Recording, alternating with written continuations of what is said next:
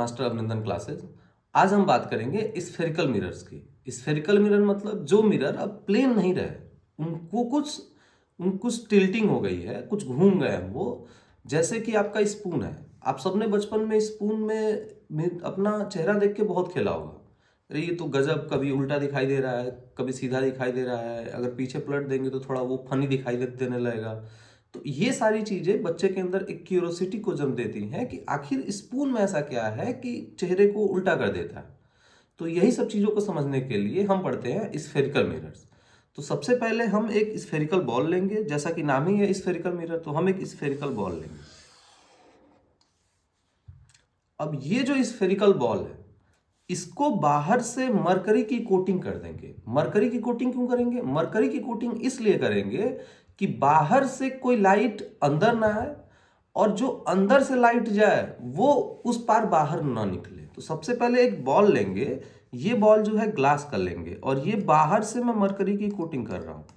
ठीक है, इसको मरकरी की कोटिंग कर दे रहा हूं, इसको ऐसे मरकरी की कोटिंग। ठीक है, ओके दिस। अब ये आपका एक स्फेरिकल बॉल है जो कि ग्लास का था, हमने बाहर से मरकरी की कोटिंग कर दी, तो बाहर से तो कोई लाइट अंदर अब नहीं जाएगी। और अगर कोई अंदर हो, मान लीजिए बहुत बड़ा बॉल हो, ये कोई अंदर हो, ये कोई अंदर हो, तो ये अगर लाइट यहां से सेंड करे तो ये जो लाइट होगी, ये लाइट ये बाहर नहीं निकल पाएगी। ये लाइट जो यहां से निकली है ये गलत हो जाएगा। ये लाइट बाहर ये नहीं निकल पाएगी, लाइट यहां से निकलेगी और निकल के तुरंत बस यहीं पे आके लॉक, इसके बाहर नहीं जा सकती है। क्यों नहीं जा सकती है? क्योंकि हमने यहाँ पे मरकरी की कोटिंग कर दी है। Is that clear? तो इन सबको इरेज करते हैं पहले और फिर देखते हैं कैसे हम स्टार्ट करेंगे। सबसे पहले इसको इरेजर, ठीक, ओके। अब क्या करेंगे कि ये जो सर्कल है इसको हम पार्शियली इरेज करेंगे, पूरा सर्कल इरेज हम नहीं करेंगे, क्योंकि पूरा इरेज कर देंगे तो फिर हमारे पास बचेगा क्या। तो हम एक स्फेरिकल मिरर बना रहे हैं, तो ये सर्कल को हम पार्शियली इरेज करेंगे। ये यहां से पकड़ा सर्कल को और ये यहां से इरेज करना शुरू।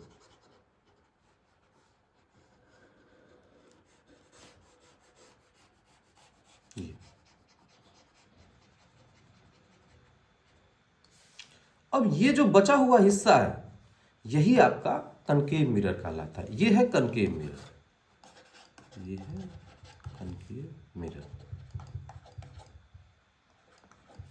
अब देखिए, जब ये एक सर्कल था तो इसका एक सेंटर भी होना चाहिए। बिना सेंटर के तो सर्कल बनेगा नहीं।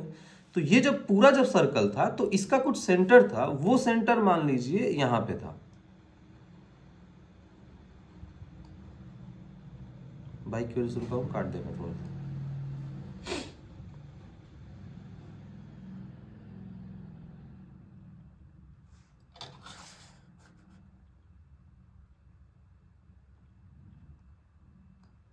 और इस सेंटर को हम लिखेंगे सी फॉर सेंटर। ये सर्कल का भी सेंटर था और यहां पे ये जो सेंटर है ये हो जाएगा सेंटर ऑफ कर्वेचर। कर्वेचर क्यों? क्योंकि ये कर्वेचर ही तो बचा है, अब पूरा सर्कल रहा ही कहां। हमने पूरे सर्कल को मिटा के तोड़ दिया है और इसको एक छोटा सा पार्ट लिया है, तो ये है अपना सेंटर ऑफ कर्वेचर। और ये जो सेंटर है यहां से यहां तक का जो डिस्टेंस है उसको हम क्या बोला करते थे? तो इसको हम रेडियस बोला करते थे। तो यहां पे इसको क्या बोलेंगे? तो इसको बोलेंगे radius of curvature, radius of curvature. Okay, तो ये हो गया सेंटर ऑफ कर्वेचर और ये हो गया रेडियस ऑफ कर्वेचर। और ये जो अपना सी है, तो यहां पे जहां पे ये मीट किया है इस पॉइंट को बोलते हैं पी, मतलब पोल। ये क्या है? लाइन, ये है पोल। तो इसको ऐसे दिखा देंगे, ये क्या है अपना? तो ये है पोल। पोल क्यों इंपॉर्टेंट है? क्योंकि जो कर्वेचर आपने काटा है उसके सबसे बीच के हिस्से को भी कुछ बोलेंगे, तो उसको क्या बोलेंगे? तो उसको बोलेंगे पोल। ठीक है, और यहां पे एक इंपॉर्टेंट पॉइंट है कि ये जो पॉइंट है हाँ, ये जो पॉइंट है, और ये जब सर्कल सेंटर से जब होते हुए ये जो लाइन जो निकलती है, इसको बोलते हैं प्रिंसिपल एक्सिस। ये है आपका प्रिंसिपल एक्सिस।